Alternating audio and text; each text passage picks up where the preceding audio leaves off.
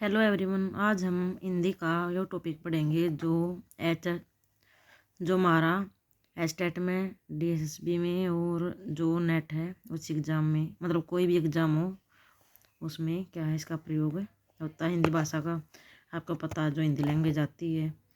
देखो अब हम इसका पढ़ेंगे। देखिए, हिंदी भाषा का विकास। क्या हिंदी भाषा का विकास कैसे हुआ, इसके बारे में क्या है इसमें मैं अब बताने जा रही हूँ इस वीडियो में। देखिए, हिंदी भाषा का विकास मतलब इसका सबसे पहले क्या हुआ, वर्गीकरण। हिंदी जो है विश्व की लगभग 3,000 जो भाषा हैं उन भाषाओं में से क्या है, एक है। आकृति या रूप के आधार पर हिंदी वियोगात्मक या विश्लिष्ट भाषा है। भाषा परिवार के आधार पर हिंदी बहुरूपीय परिवार की भी भाषा है। हिंदी के क्या है, हिंदी 4 भाषा परिवार बताई है हिंदी के। देखिए कौन कौन से हैं। इसमें है बहुरूपीय द्रविड़, ऑस्ट्रिक व चीनी तिब्बती, जो कि 4 ये भाषा परिवार हैं। भारत में जो है क्या, हिंदी भाषा भारत में बोलने वालों के प्रतिशत के आधार पर बहुरूपीय परिवार इनमें से क्या है, सबसे बड़ा परिवार बताया गया है। जो बहुरूपीय परिवार है सबसे बड़ा परिवार है। देखिए अब आगे क्या है, ये देखो भाषा परिवार और भारत में बोलने वालों के जो प्रतिशत संख्या कितनी है उसके बाद है। देखिए बहुरूपीय जो बोलने वाले कितने हैं, 73%। द्रविड़ भाषा का प्रयोग करने वाले हैं 25, ऑस्ट्रिक 1.3%, चीनी और तिब्बती 0.7%। आगे क्या है, हिंदी बहुरूपीय भाषा बहुरूपीय के भारतीय ईरानी, जिनको क्या है, इंडो आयरन भाषा के भारतीय आर्य उपभाषा की एक भाषा है। जो क्या हिंदी है, जो भारतीय भारत यूरोपीय के भारतीय ईरानी और भाषा के भारतीय आर्य उपभाषा की एक क्या है, भाषा है। भारतीय आर्य भाषा को 3 कालों में क्या है, विभक्त किया गया है, 3 कालों में बांटा गया है, जिसके नाम मैं अब आपको नीचे बताती हूँ। देखिए प्राचीन भारतीय आर्य भाषा, जिसको उसमें भी लिखते हैं हमें प्राचीन भारतीय आर्य भाषा, जिसका जो कार्यकाल कितना है, 1500 ईस्वी पूर्व से 500 ईस्वी पूर्व। इसका जो उदाहरण है, हम वैदिक संस्कृत और लौकिक संस्कृत में इसका है, इसको उदाहरण के तौर पर हम लिखते हैं। मध्यकालीन आर्य भाषा, मध्यकालीन भारतीय आर्य भाषा 500 ईस्वी से 1000, जो कि कौन कौन सी भाषाएं हैं इसमें, पाली है, प्राकृत है और अपभ्रंश है। इसके बाद आती है आधुनिक भारतीय आर्य भाषा, इसका जो कार्यकाल कितना है, 1000 ईस्वी से अब तक, जो अब चल रहा फिलहाल में। कौन कौन सी भाषा का प्रयोग हुआ है इसमें, हुआ है हिंदी और हिंदी उत्तर भाषाएं, जिसमें है बांग्ला है, उड़िया है, असमिया है, मराठी है, गुजराती है, पंजाबी है, सिंधी है आदि। जितनी ये भाषा हैं ये क्या है, इनके अलग अलग जो प्राचीन भारतीय आर्य भाषा है, मध्यकालीन भारतीय आर्य भाषा है और आधुनिक भारतीय आर्य भाषा है। इनके अलग अलग कार्यकाल जिसमें बताया है, किस काल में कौन कौन सी भाषाओं का क्या प्रयोग हुआ है। 1500 ईस्वी में से 500 ईस्वी पूर्व। प्राचीन भारतीय आर्य भाषा जो है वैदिक और संस्कृत, लौकिक संस्कृत, जिसमें संस्कृत में इनका प्रयोग होता है। मध्यकालीन जो भारतीय आर्य भाषा 500 से 1000 और आधुनिक भारतीय भाषा है 1000 से अब तक जो चल रही है। इसके बाद है नेक्स्ट, देखिए इसमें क्या है, प्राचीन जो भारतीय आर्य भाषा, इसका प्रयोग देखिए। वैदिक छानस जो हमारे क्या थे, वैदिक छानस, जिसका प्रयोग किया गया है संस्कृत के नाम जो कवि हुए हैं उनने उसमें किया गया है, यास्क पाणिनि द्वारा 1500 ईस्वी से 1000 ईस्वी पूर्व। संस्कृत प्रयुक्त नाम, जिसमें क्या है, संस्कृत में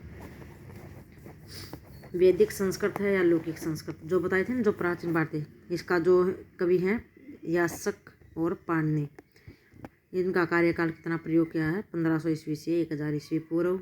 लौकिक संस्कृत में संस्कृत भाषा पाणिनि, ओनली कौन से कवि हैं पाणिनि के द्वारा 1000 ईस्वी से 500 ईस्वी पूर्व। अब है मध्यकालीन आर्य भाषा।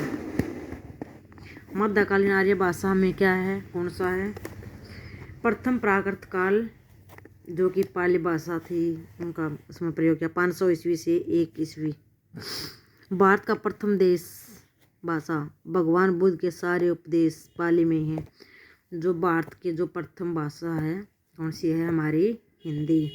और भगवान बुद्ध के सारे उपदेश भी कौन सी में है, सबसे पहले बताई है पाली भाषा बताई है। और उसमें भगवान बुद्ध ने भी सारे उपदेश जितने लिखे हैं पाली भाषा में ही लिखे हैं।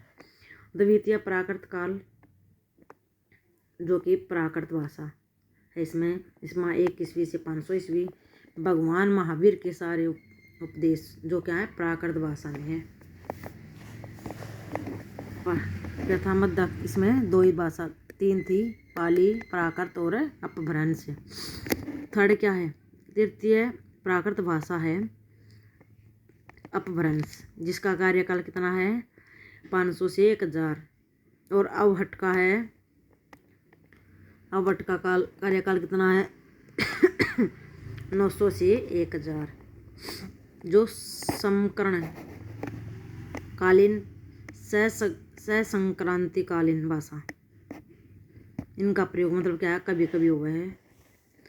आगे देखिए, आधुनिक भारतीय आर्य भाषा, इस जो है प्राचीन हिंदी है, मध्यकालीन हिंदी है और आधुनिक हिंदी है। जो 1100 ईस्वी से 1400 ईस्वी और मध्यकालीन में 1400 से 1850 और आधुनिक जो हिंदी है 1850 से क्या है अब तक। इसमें क्या है, हिंदी की आदि जननी संस्कृत है। हिंदी की जननी किसे होता है, संस्कृत। संस्कृत पाली और प्राकृत भाषा से हुई अपभ्रंश तक पहुँचती है। जो संस्कृत भाषा है पाली और प्राकृत भाषा से होती हुई, मतलब इसका भी प्रयोग होता हुआ कहाँ तक पहुँच गई, अपभ्रंश तक पहुँचती है।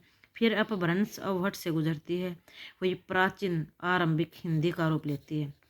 अपभ्रंश अवहट से गुजरती हुई क्या है, बाद में प्राचीन आरंभिक हिंदी का रूप लेती है।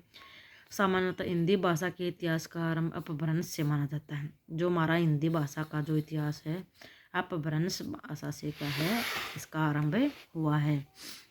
और क्या हिंदी का विकास क्रम क्या है, अब हमारा जो हिंदी का विकास क्रम है, हिंदी का विकास कैसे हुआ इसके बारे में देखिए। हिंदी का जो विकास क्रम है, संस्कृत सबसे पहले संस्कृत भाषा, उसके बाद पाली, फिर है प्राकृत, फिर है अपभ्रंश, फिर है अवहट, इसके बाद प्राचीन आरंभिक हिंदी। बाद में क्या है, पहले संस्कृत भाषा, उसके बाद पाली, या था कई बार ऐसे एग्जाम में सीक्वेंस ये लिखा हुआ, मतलब सही ऐसे कैसे लिखते हैं, संस्कृत, पाली, प्राकृत, अपभ्रंश, अवहट और क्या इसके बाद जो हमारी हिंदी, जो इसका ये संकेत दिया गया है विकास का। इसके बाद है अपभ्रंश। अपभ्रंश भाषा का जो विकास है 500 ईस्वी से 1000 ईस्वी के मध्य हुआ है। इसमें साहित्य का आरंभ 8वीं सदी स्वयंभू जो कवि थे उनसे हुआ है, जो कि 13वीं सदी में जारी रहा है।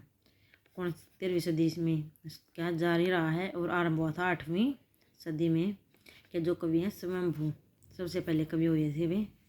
इन्होंने क्या है अपभ्रंश भाषा का इसमें बहुत बड़ा इसमें क्या हमें योगदान दिया है। अपभ्रंश प्लस घय शब्द का यूं तो शाब्दिक अर्थ है पतन,